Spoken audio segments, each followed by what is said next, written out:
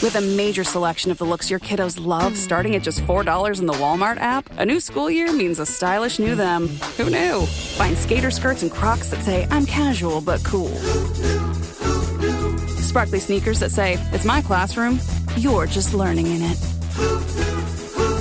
And preppy polos that say, I'm the teacher's pet, even if they're mommy's menace at home. Find their favorite styles starting at just $4 in the app. The Walmart you thought you knew is now new. I'm always looking for ways to show my cat how much I love her.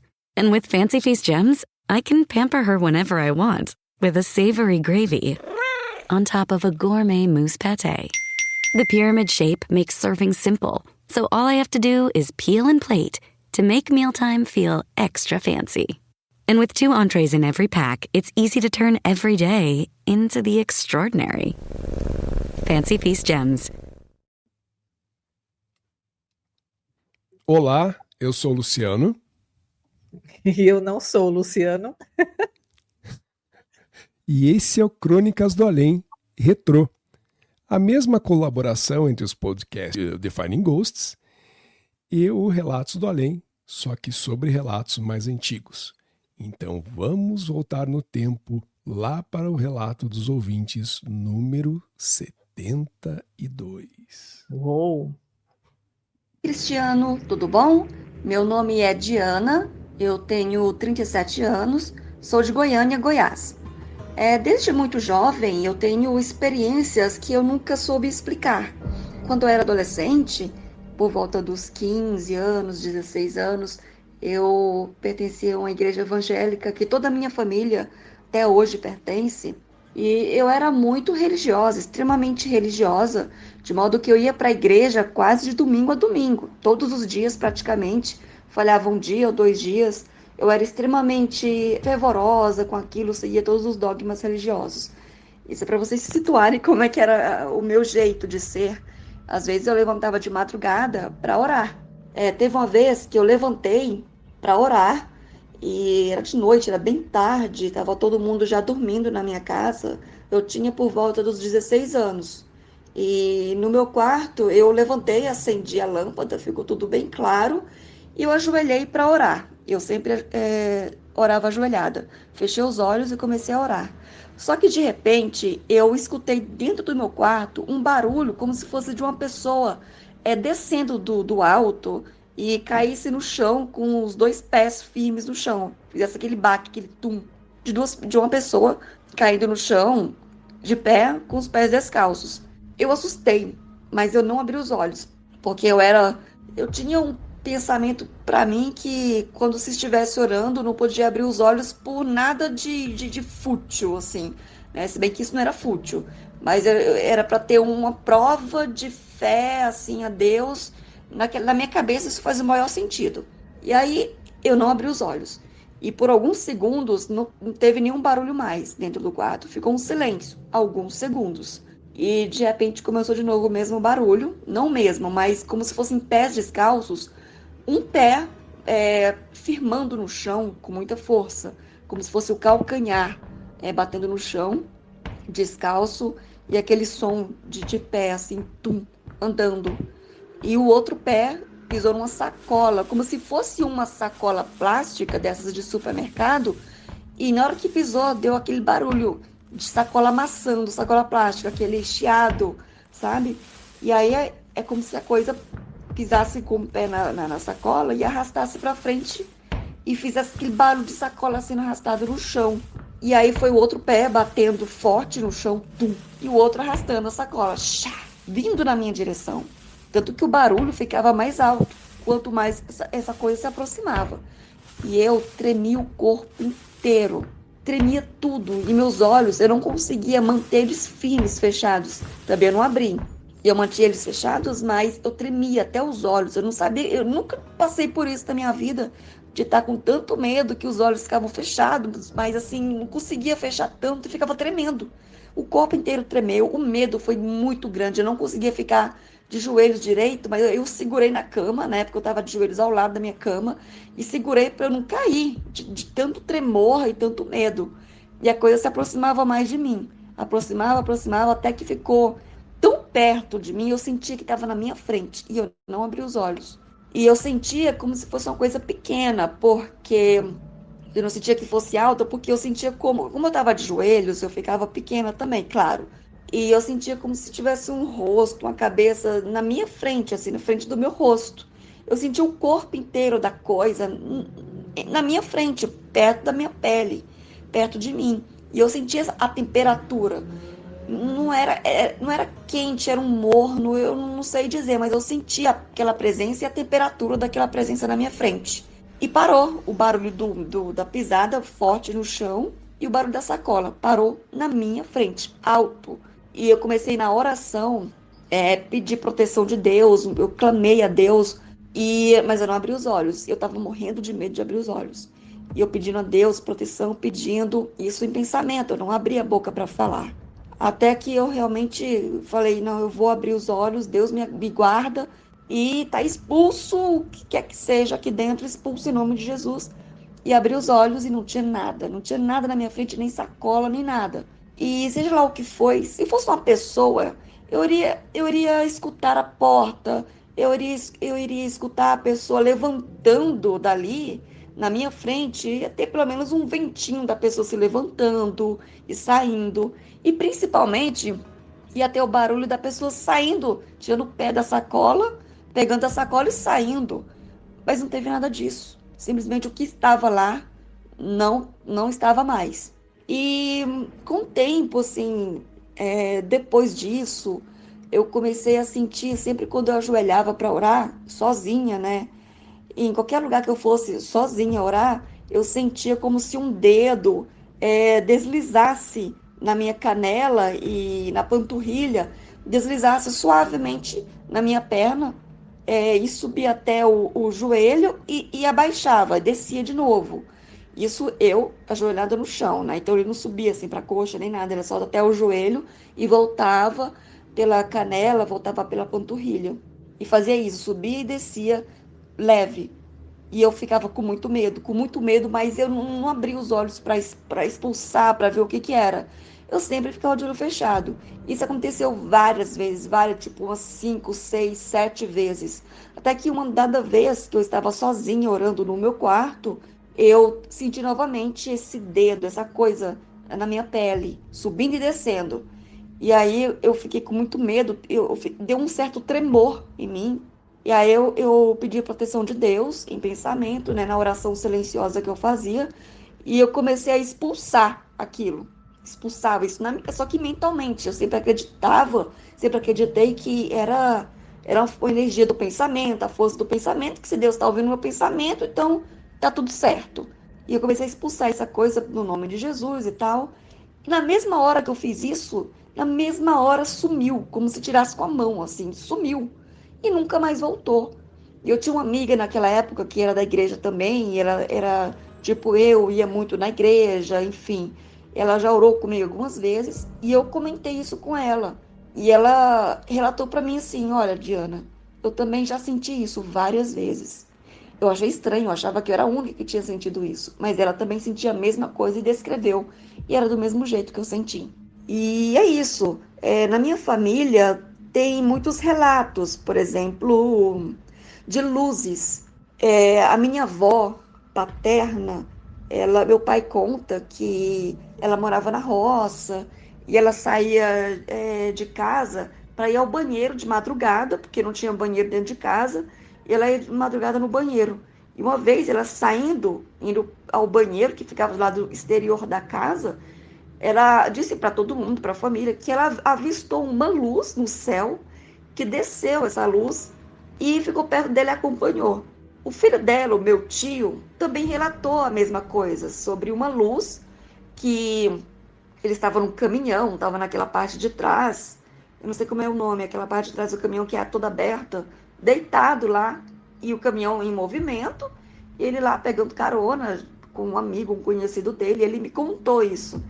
E na estrada, à noite, escuro, ele disse que viu como uma estrela bem alta, o céu estava claro, e é como se fosse a estrela estivesse descendo, e ela cresceu absurdamente, e uma luz em forma de bola, que ficou acima dele, no caminhão e ele ficou totalmente assustado. Não levantou, claro, o carro estava em movimento, o caminhão.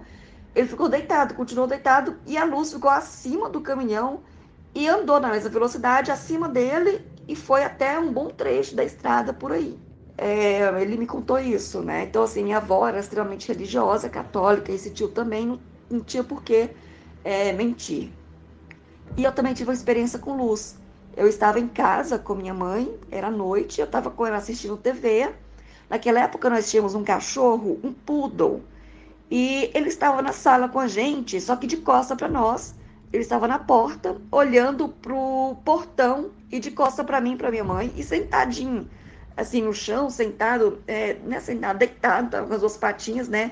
Deitado, só que levantadinho, não era deitado de lado, entende? E ele olhando lá para fora, de noite. E eu com minha mãe lá dentro, assistindo TV. De repente, eu vi um clarão acima da minha cabeça, só que abaixo do forro da casa. E foi tipo uma bola mesmo, uma luz, uma bola. E ela cresceu absurdamente, que tomou conta da sala inteira, tipo um plasma. Ela como se fosse tivesse implodindo, assim, ela tivesse inchado nela, e aquela luz branca, e abraçou a sala inteira por cima, assim, abaixo do forro, mas estava dentro da sala. É como se fosse um plasma de energia, e ela deu assim um barulho como se fosse um ronco. Eu não fiquei com medo. Eu olhei para cima, vi aquela coisa toda, foi muito rápido. E o meu cachorro que estava atrás, estava de costa para mim, estava na minha frente, estava de costa para mim, ele virou de uma vez em pé. Ele estava deitadinho, sentado, e virou de uma vez em pé, foi para cima de onde eu estava, né? Pulou, começou a latir, subiu em cima do sofá e olhou para onde estava a luz, onde aconteceu o fenômeno daquela luz, e latiu muito, muito, muito. Não foi comigo que ele se assustou, porque eu não me assustei com a luz, eu não fiquei com medo, eu não esbocei nenhuma reação, fiquei quieta olhando para cima e passou rápido essa luz. E ele começou a latir onde aconteceu, onde se originou essa luz.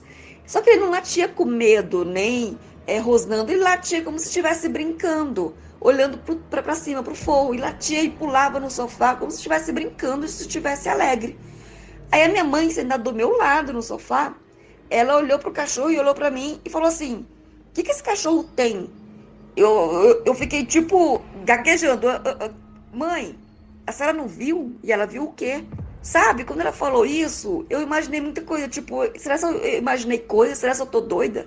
Mas pelo fato do cachorro ter visto, ter pulado no sofá e ter feito aquela reação, eu pensei, então o cachorro viu também. E eu expliquei para ela: mãe, a luz. E ela: que luz? Eu fui para fora da casa para ver se tinha alguma coisa no telhado, mas não era a luz de fora, era a luz de dentro da casa. E o cachorro foi atrás, pulando, correndo, latindo. Ele estava quieto, olhando para fora. Então não precisava fazer isso, sabe? E eu procurei o que tinha acontecido, eu não encontrei nada que pudesse explicar aquilo. Então era uma bola de luz que estava dentro da minha casa, acima da minha cabeça, abaixo um pouco do forro da casa, que deu tipo uma implosão e clareou a sala inteira, e ela cresceu e espalhou-se pela sala, parecendo um plasma de energia, assim, ela é muito branca, e fez um som, assim, um ronco, meio de, não é trovão, era um ronco grave também. Enfim, eu não sei o que é, eu gostaria que alguém me explicasse, se alguém tivesse uma ideia do que foi aquilo, eu agradeceria, porque eu não sei, não faço ideia. Estamos aqui para isso, Diana.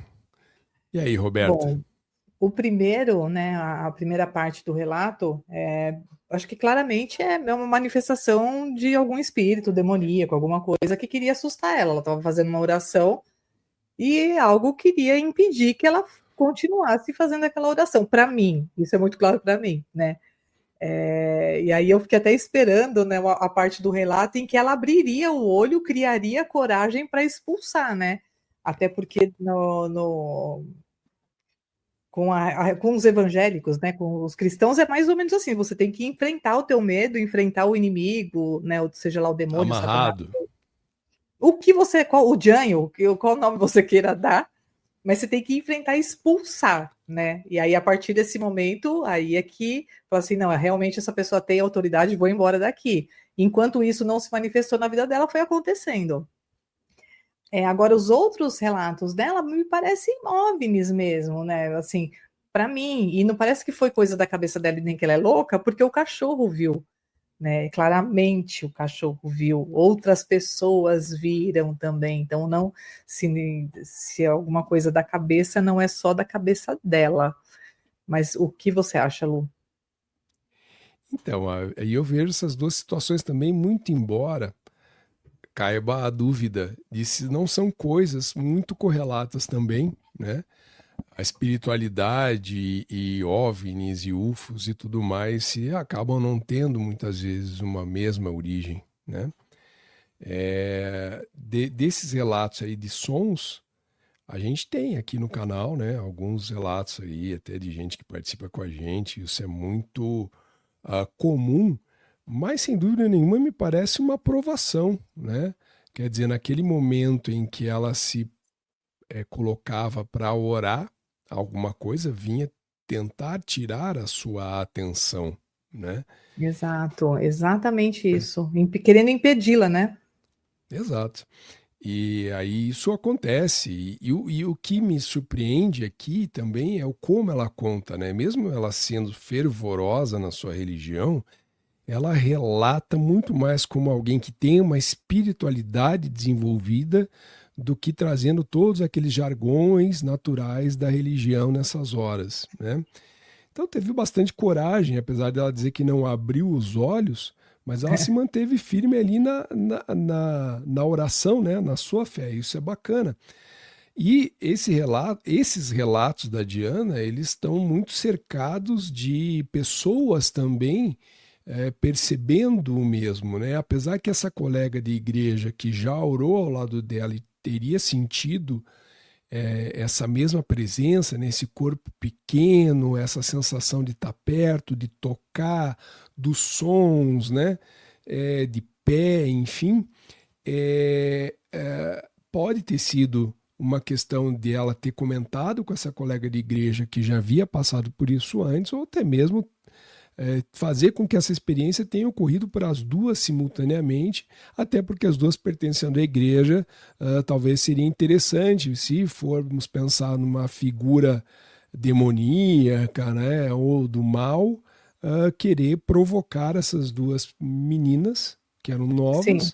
quanto à sua fé, à sua crença, né? Então, essa provocação fica muito, pelo menos, nítida se a gente for olhar pelo aspecto da crença delas, né? Mas ainda fazendo essa conexão entre o que apareceu, essa figura que apareceu e as luzes, né? Talvez seria então essa questão de uma percepção mais apurada das duas, ou principalmente da Diana, falando dos próximos relatos, quando a gente observa que ela talvez tenha essa sensibilidade maior para perceber essas situações que podem estar atreladas a espíritos ou a extraterrestres, né? Porque essas questões das orbes que ela viu, das luzes que ela percebeu, são relatos bastante comuns para pessoas que têm esses avistamentos, inclusive para quem conhece alguns relatos sobre OVNIs, né? Sabe que são bem comuns e ainda mais no interior, né? A Operação Prato é um exemplo muito claro dessas luzes no interior. Entendeu por que no interior? Ainda não consigo perceber a correlação, mas vi que o irmão dela também, assim, em cima de um caminhão, também percebeu essa luz perseguindo da mesma forma como muitos relatos de avistamento de OVNIs acabam ocorrendo, por sorte que não aconteceu nada além do avistamento do que, de repente, uma abdução que poderia ser bem complexa, né? E aí, já nessa porção ali do cachorro, eu até lembro de uma situação que eu tenho na família, de um cão da nossa família, do nada, na porta da cozinha, uivar muito forte, que assustou a todos que estavam lá, porque não era o hábito do cão fazer isso. E logo em seguida toca o telefone, isso eu estou falando ali talvez no final da década de 70, e era uma notícia ruim, que havia falecido a irmã do meu pai. Não tem como não fazer essa conexão, os cães, os animais têm essa sensibilidade também.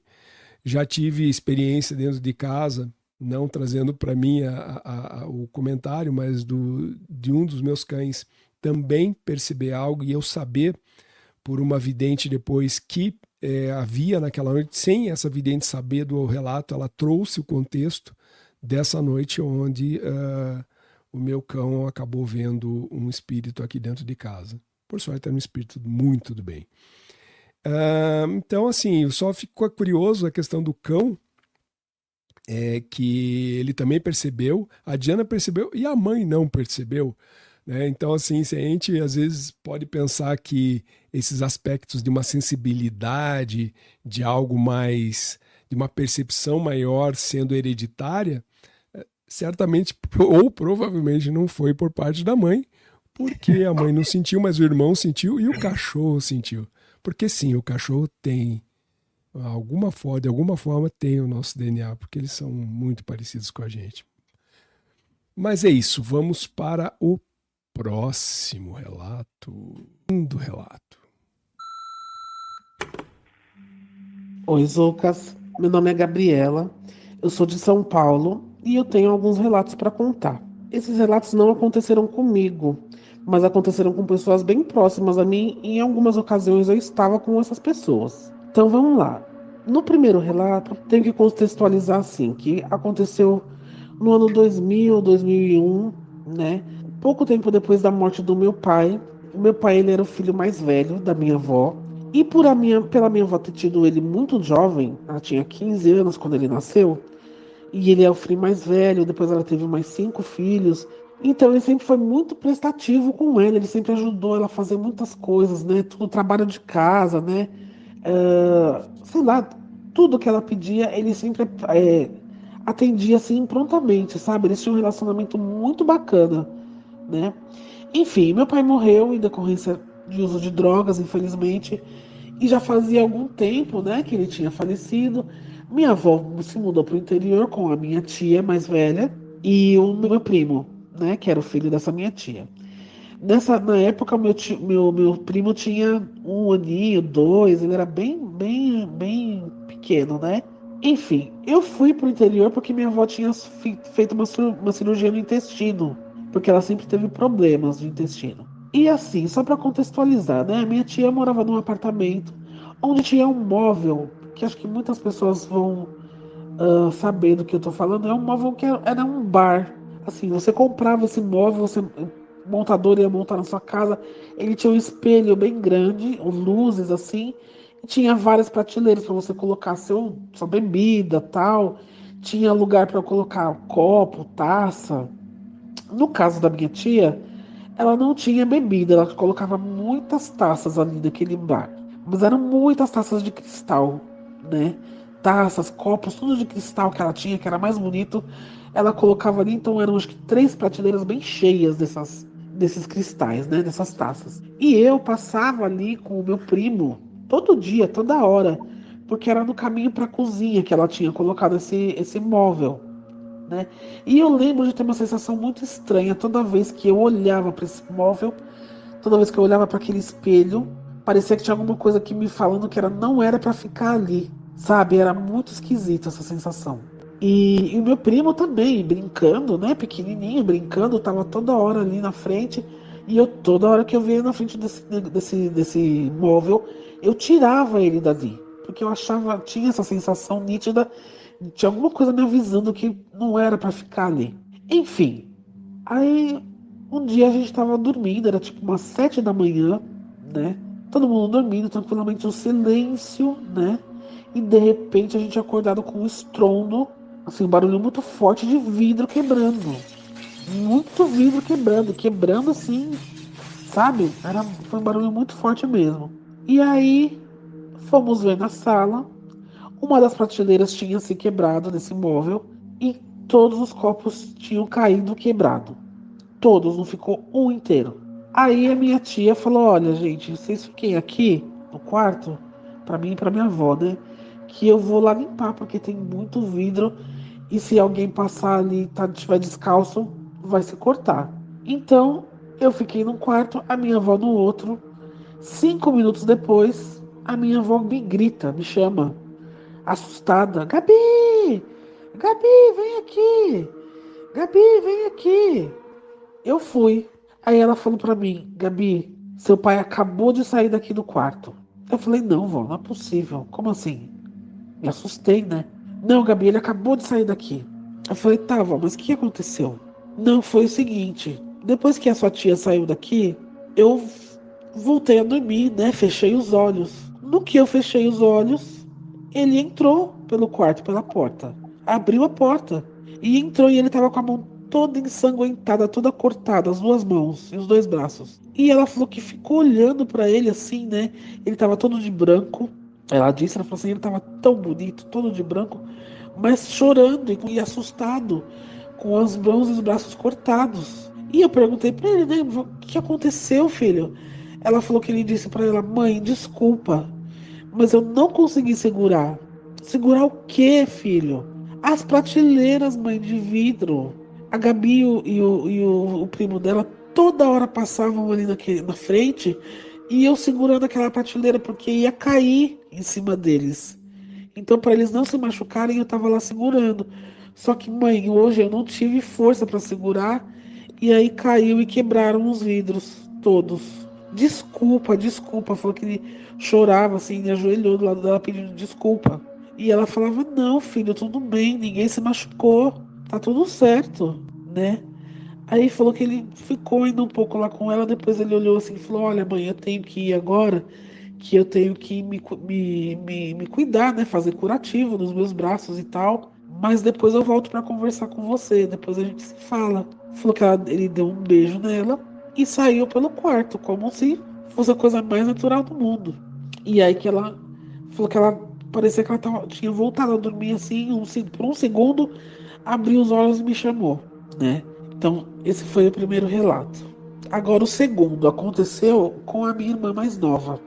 Também contextualizando, tá? Isso aconteceu em 2003, 2004. Minha irmã era adolescente, né? E essa era uma época em que a minha mãe ficava muito internada por conta de problemas de respiração, né? Depois a gente veio a descobrir que ela tinha asma grave. Mas até ela ser diagnosticada, demorou muito tempo. Nenhum médico descobriu o que ela tinha. Então ela passava, sei lá, uma vez a cada 2 meses ela estava internada, porque não conseguia respirar, a oxigenação muito, muito baixa, né? Então ela estava sempre internada e ela sempre fazia muitas amizades. Mas uma amizade em específico que ela fez foi com a dona Margarida. Essa dona Margarida virou, tipo, a melhor amiga da minha mãe. A minha mãe só falava da dona Margarida e, assim, até depois dela sair, elas ficaram, acho que 2, 3 semanas internadas no mesmo quarto, né, no hospital. E mesmo depois da minha mãe sair do hospital, ainda falava muito da dona Margarida, ligava pra ela, ligava pra filha, enfim. Tinha um relacionamento muito bacana. Só que depois de um tempo, né, a minha mãe, com a vida corrida que ela tinha, trabalhava, cuidava de casa, enfim, foi meio que deixando de lado. A dona Margarida também não ligava mais muito, até que cessaram comunicação, assim, não se ligavam mais. E aí teve um dia que a minha irmã a gente estava assistindo televisão, assistindo algum filme, alguma coisa, eu do lado dela, e ela solta um grito, muito assustado, né? E eu perguntei, o que aconteceu, né? E ela, não, é que eu vi ali, porque assim, no apartamento que a gente morava, era um apartamento bem pequeno, então a gente tinha o sofá, né, na sala, o sofá, televisão na frente, e pro lado direito do sofá, a gente tinha um corredor que dava pros quartos e pro banheiro. No fim do corredor tinha o quarto da minha mãe. A minha mãe, na época, ela tinha uma televisão pequena que ficava num suporte, né, de ferro. E nesse suporte, o marido dela pendurava muitas roupas, muitos ternos, camisas ali, né? Tinha sempre roupa pendurada. E o que aconteceu foi o seguinte: a minha irmã estava ali naquela tendo a visão ali do corredor, né, parcial. Alguém abriu a porta do quarto, não sei dizer quem foi, se foi o pai dela ou se foi a minha mãe, e ela viu uma pessoa ali, né, onde ficariam as roupas, uma pessoa que ela descreveu depois com uma camisola de hospital, uma faço que parecia uma máscara no rosto, assim, né, alguma coisa, e com as mãos amarradas para cima da cabeça. E a gente perguntando, mas quem que era? Era homem, era mulher, era jovem, era mais velho, era o quê? ela falou que ela parecia uma mulher mais velha.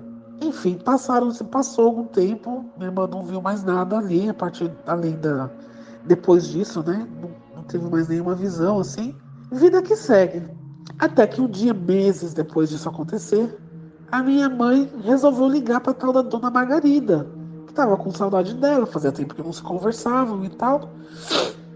E, para nossa surpresa, infelizmente a dona Margarida tinha falecido, né? Minha mãe conversou muito com a filha dela, tal, ficaram, sei lá, mais de 1 hora no telefone. E ela contou que a dona Margarida sofreu muito nos últimos meses de vida, que ela ficou internada na UTI do hospital e que nos últimos dias de vida dela, em que ela estava na UTI, ela estava entubada, né? E por algum motivo que eu não vou saber explicar agora, com as duas mãos amarradas acima da cabeça. Então aquela Eita. visão que a minha irmã teve foi da dona Margarida, que provavelmente veio dar seu último adeus para minha mãe, né? Infelizmente. Então é isso, Zucas. Eu fico por aqui com os meus relatos e até uma próxima. Você tem uma nova mensagem. Eita. E aí, Acho que essas coisas de família, assim, sempre tem acaba virando também um padrão, né? Quando você perde um ente querido, sempre tem alguma coisa que faz ele se manifestar para você depois. Que eu acho que é bem claramente o caso do pai dela, né? Para mim é isso, e a coisa de segurar as prateleiras, né? Dos vidros, me parece mais algo. Estou tentando ainda, né? Mesmo daqui protegê-los. Já a dona Margarida, putz, parece que é uma coisa, é uma sincronicidade, né? Você vê que tem ali uma sincronicidade entre essas pessoas envolvidas, entre esses personagens envolvidos, né? Então rola uma conexão, mas também tem uma mediunidade aí da pessoa, porque assim, detalhes muito, muito ricos, assim, não tinha como saber tantas coisas, né? Então tem aí talvez uma clarividência, um presságio, não sei, já sabia que isso iria acontecer, só não sabia talvez ao certo com quem, faltou algum tipo de sinal. Mas também são coisas que acontecem, né, quando alguém vai partir, dá um jeito de alguém ter algum sinal, né? Eu acho que nos dois casos tem algo de conexão mesmo, uma conexão, uma sincronicidade e um tentar se despedir, sei lá. Eu acho que é isso. Pegando desse ponto, né, da colega de quarto, da mãe, ela estava conectada, as duas se conectaram muito bem, né? Tiveram ali um bom relacionamento. E se isso acontece com os vivos também, nós muitas vezes, e eu coloco nós porque sim, já tive experiências como essa, muito conectados às pessoas e a gente acaba sentindo como elas estão, ou até lembrando delas e elas, de alguma forma, e não misteriosamente no sentido de aparecer do nada, mas você a encontra na rua, a encontra em algum lugar, você estava pensando nela as duas pessoas se encontram. Não imagino que fora a esta vida essas coisas, essas conexões continuem, tanto que, de uma forma negativa, é o como os espíritos obsessores também se conectam às pessoas, né? Pelo mental, pela atração, pelas coisas que estão conectadas. E ela, provavelmente nessa conexão ali, talvez no desespero, se estava realmente com as mãos amarradas, talvez estivesse em angústia, né? E precisou ser contida, e dessa forma se foi. E nas horas em que a angústia nos afeta, sem dúvida nenhuma aquelas pessoas mais próximas ou daquela lembrança que ela tinha de alguém mais próximo a ela, que talvez tenha sido recorrida, e essa lembrança gerou a conexão, se não pela mãe diretamente, pela irmã, talvez por alguma mediunidade, como a gente vem falando aqui, alguma forma de perceber essa espiritualidade ocorrendo com uma maior facilidade, né? E aí, voltando um pouco antes, essa questão do pai, né, ter surgido para a mãe, essas questões familiares sempre mexem muito comigo, né? Da relação entre filho e mãe, filho e pai, enfim, né? Pais e filhos, entre o mundo físico e espiritual, sempre são bastante emocionantes. E, de qualquer forma, a conexão que foi feita ali com, primeiro, né? Fato, real. Não precisamos nem olhar pelas questões da espiritualidade. Algo quebrou esse vidro e fez com que os copos caíssem. Física, né? O inexplicado disso poderia ter gerado nas pessoas a vontade de buscar no desconhecido uma resposta? Pode. A gente tem, cada um de nós aqui, eu e Roberta, temos experiências em que coisas se quebraram e que não tinha como mais ninguém estar ali, e a física fica numa interrogação como ocorreram, né? Então não tem como duvidar de coisas que acontecem com a gente também. Mas muito bonita essa correlação daí do filho aparecendo, ele que morreu por questões ruins na vida, né? Aparecer para a mãe, mesmo que pedindo desculpas por algo tendo acontecido, mas sabendo que precisava tratar daqueles ferimentos e talvez até continuar o seu tratamento de recuperação de outras questões que o levaram à morte, também é uma conexão bonita. Mas, assim, é muito bonito também ouvir que a Gabriela, ela também conta com uma riqueza de detalhes. Isso é muito bacana, isso é muito positivo, e a gente sempre gosta de tratar de relatos que Com riqueza de detalhes, né? Exatamente. É muito legal porque a gente se projeta, né? Eu acho que todo mundo se projeta. É verdade. Então, acho que nós podemos passar para o próximo relato. Don't chew on that, Max. Cooper loves that chew too. Oh, now he's into Cooper's food. Wow, he is loving it.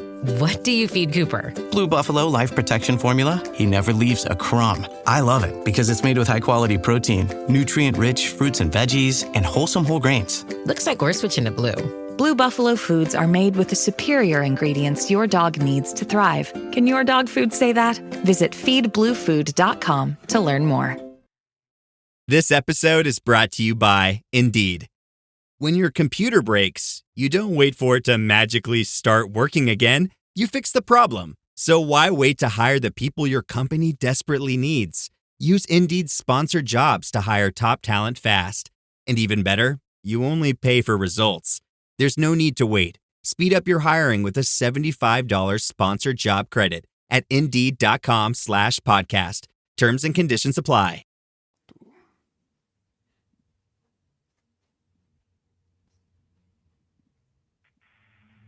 Oi, Zoucas, e oi, pessoal do Relatos do Além.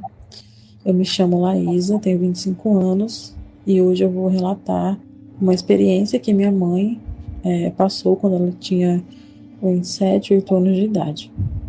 Antes de começar a falar sobre a experiência que minha mãe passou, eu gostaria de pedir que todo mundo ouvisse assim com atenção e acho que sem julgamentos, né? Esse é o primeiro, claro, né? O que eu peço agora.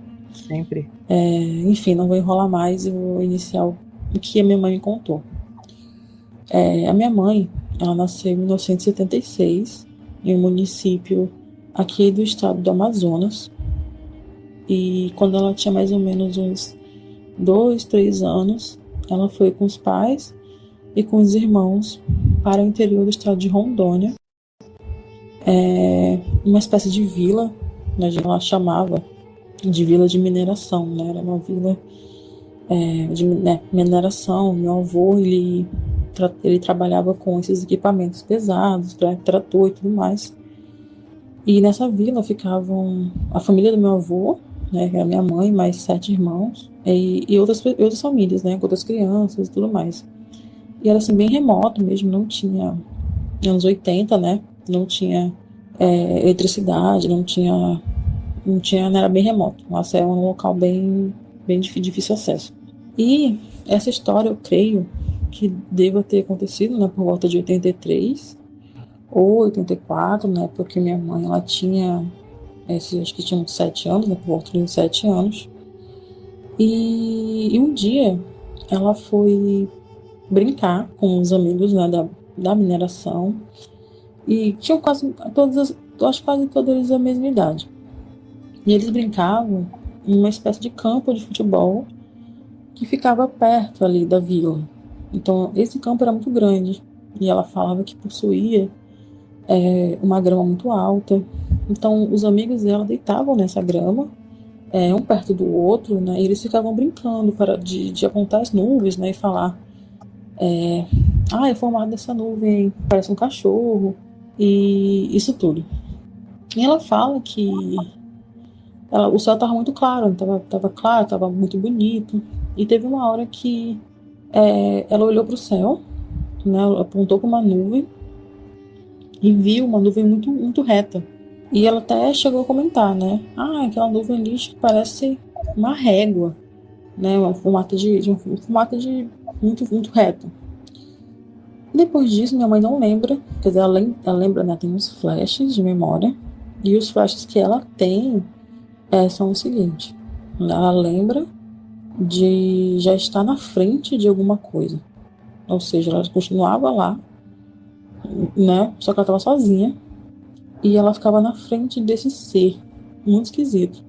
Ela falava que ele era magro, ele era um pouquinho mais alto que ela. Ou seja, eu não acho que ele seria tão grande, porque minha mãe era uma criança. E ele tinha uma pele meio cinza com verde. Ela falou que não era uma cor muito conseguia definir. Só que ele tinha olhos muito grandes e 3 dedos compridos. E ela lembra de ouvir na mente dela ele falando com ela: não tenha medo, porque não vou lhe machucar. E ele estendeu os 3 dedos para minha mãe. E segundo ela não lembra como era a voz dele, né? Ela lembra que ele falava meio que na mente dela e não abria a boca para falar no movimento. E ele meio que conversou com a minha mãe sobre várias coisas, mas ela realmente não lembra. Só que ela lembra que ele perguntava, né, o que ele queria, que ela queria fazer naquele exato momento. E minha mãe, assim, na sua inocência, né, ela respondeu que ela queria ver o fundo do rio. Porque lá perto da vila tinha, né, um rio, tinha um rio grande, e ela queria ver o que tinha lá embaixo, no fundo do rio. E esse ser, ele segurou a mão dela e pediu, né, tipo, ele segura a mão dela e eles caminham até o rio. E nisso se cria uma espécie de bolha em volta deles, que ela diz que subiu, né, com os dois, e dessa subida eles descem ao fundo do rio. E quando eles olham lá embaixo, dentro dessa bola de ar, minha mãe disse que ficou triste, porque lá no fundo do rio não tinha nada de especial, era realmente só areia, só tronco de árvore, galho seco, né? Os animais realmente, né, tipo jacaré, eles ficavam na superfície. Então, a minha mãe, quando ela me contou esse relato, ela disse: se fosse hoje em dia, com certeza teria pedido, sei lá, o número da Mega Sena, pedido ouro, mas como era uma criança, ela realmente só lembra de pedir isso. E quando eles voltaram, né, para a superfície, essa coisa falou que de onde ele tinha vindo, né, falou que ele apontou para o céu, e disse que tinha mais outros deles por aqui, e que nem todos eram bons como ele. E ela lembra que ele tocou na parte de cima da orelha dela, dos 2 lados da cabeça, né, e falou que ele iria voltar, né, mas que não era para ela contar isso para ninguém nunca, porque ninguém nunca ia acreditar nela. Então, assim, ela lembra de acordar depois nesse campo, né, de volta sozinha, já estava escurecendo, e ela fala que depois disso ela lembra de passar muito mal de saúde. Então ela vivia vomitando, ela vivia muito doente, e, tipo, ela ficou mais ou menos 1 ano muito mal. E assim, conta ela que, não sei se no mesmo dia, no mesmo período, passou uma coisa sobrevoando essa vila, né? Tipo, uma coisa que tinha um formato mais oval e que, inclusive, muita gente viu, inclusive minha tia, né? A irmã dela, mais velha da minha mãe, viu que passou uma luz muito forte, né? Uma coisa muito forte, uma luz muito, um objeto muito luminoso. Eu sei que minha mãe demorou anos para contar essa história que aconteceu com ela, porque, enfim, é uma história realmente muito estranha, né, para dizer o mínimo. E assim mesmo ela não lembra de muita coisa. Ela realmente lembra de ir até o rio e entrar debaixo do rio realmente e segurar a mão, ou sei lá o que, desse ser, e ela sempre frisou que eram 3 dedos. E assim, anos 80, minha mãe não tinha acesso a filmes, não tinha acesso a livros, e tipo, não tinha energia, eletricidade, não tinha nada. Então assim, ela veio entender que ela passou, né, pelo que a gente chama de contato de primeiro grau, não sei. Quando ela foi para São Paulo, ela tinha uns 16 anos, ela morou na capital de São Paulo e descobriu sobre esse universo ufológico, de OVNIs e tudo mais.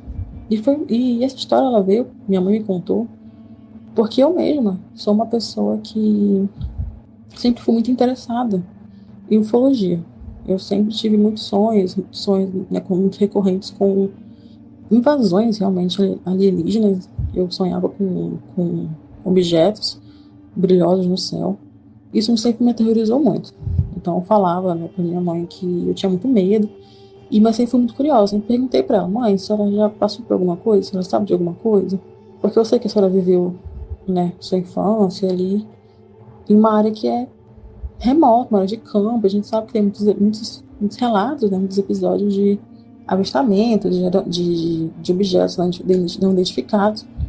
Em anos 80, acho que tinha um auge, né, de relatos de objetos não identificados. Mas essa é basicamente a história. A minha mãe, ela passou por muita coisa, ela tem muitas experiências fantasmagóricas, por assim dizer. Ela tem, né, poderia contar outras milhares de histórias, mas essa é a que mais foi grudada na minha mente quando ela me contou pela primeira vez. E eu nunca mais esqueci. Tem acho que mais de 10 anos que ela me conta essa história. E é uma coisa que fica ali entre eu e ela. Eu contei para outras pessoas, mas sempre com receio, né, de alguém falar: é um sonho, sua mãe, né, imaginou tudo isso. Mas que para ela realmente foi um evento real, de um ser meio, sei lá, cinza, esverdeado, com um olho grande e 3 dedos, que falou para ela que ele estava ali, não só ele, como outros seres, e que eles iriam voltar, que já estavam aqui. E, enfim, é isso, né? Queria agradecer a oportunidade de poder mandar o relato e também perguntar para as pessoas se elas têm relatos parecidos com esses, sobre essas características que eu citei, porque eu sempre fiquei muito curiosa em saber se outras pessoas também tinham relatos parecidos, né? Eu sei que tem muitos, mas que sejam especificamente iguais esses que minha mãe disse que teve contato. Mas é isso, quero agradecer de novo e um beijo. Até a próxima. Clássico, né, de vários eventos aí, de que foi um contato mesmo com extraterrestres. Pelo menos é o que eu vi. Tanto a comunicação telepática, descrição, né, dos seres com pele de cor acinzentada, os 3 dedos, a ideia, né, de que, enfim, o mal-estar após o contato, né, que é outra coisa que as pessoas relatam bastante após terem contato com seres extraterrestres. E você vê, ela não tinha acesso a mídias, ela não tinha acesso a toda essa... Hoje a gente, né, sabe que sobre relatos, né, muito mais difundido. Ela está falando de um relato de 1976, é isso, né?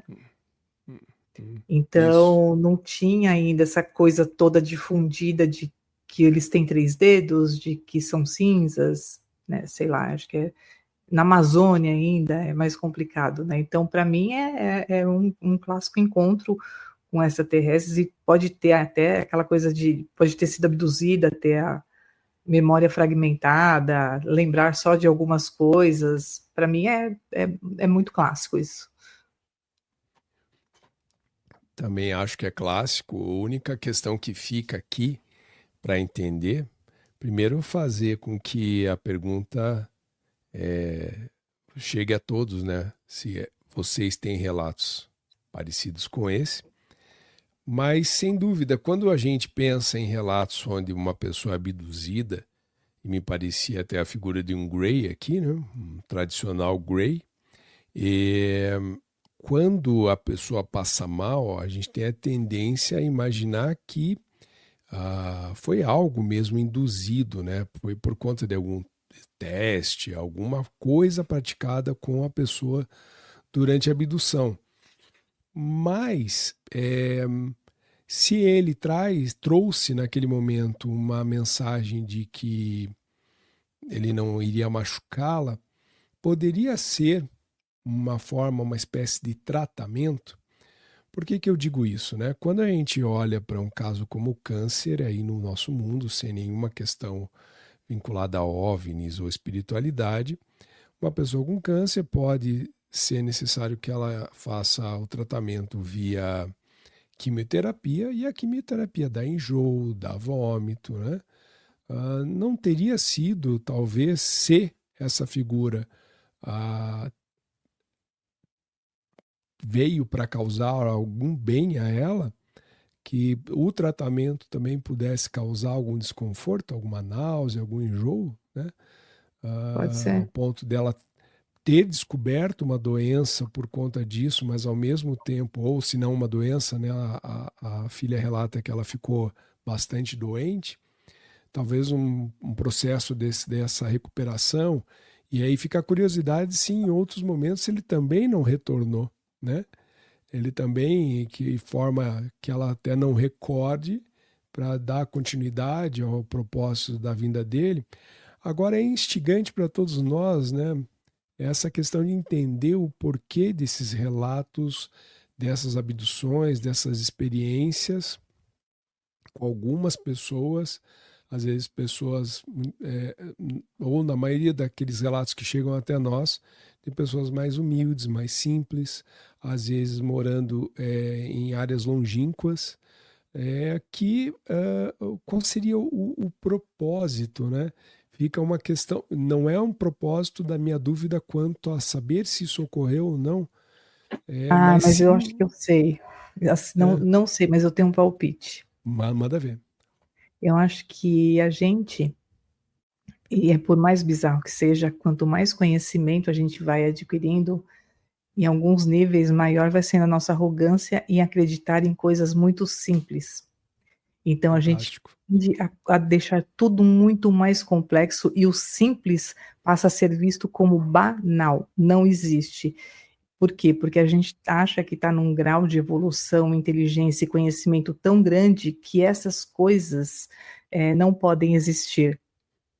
Então, por que eu acredito que esses fenômenos eles ocorram sim em outros lugares, com pessoas com um poder aquisitivo maior, com um desenvolvimento urbano maior, só que a prepotência e a arrogância de estar numa cidade grande, ou de ser isso ou aquilo, ter este conhecimento ou aquele, não vai permitir nunca que essa pessoa admita que ela tenha tido uma experiência dessa, porque isso parece muito primário. Depois disso, eu não tenho absolutamente nada mais a dizer. Roberta concluiu com um chaveiro de ouro, não foi com uma chave, foi com um molho de chaves. Obrigado pela tua contribuição, Roberta. É isso. Não tenho como dizer mais nada, só que nos acompanhem aqui no Defining Ghosts, no Crônicas do Além, junto ao Relatos do Além, e até a próxima semana. E lembrem, até a próxima. Se Obrigada. você ouvir de madrugada, acorda, menina, vem cá! Cuidado, pode não ser a Ana Maria Braga. Pronto.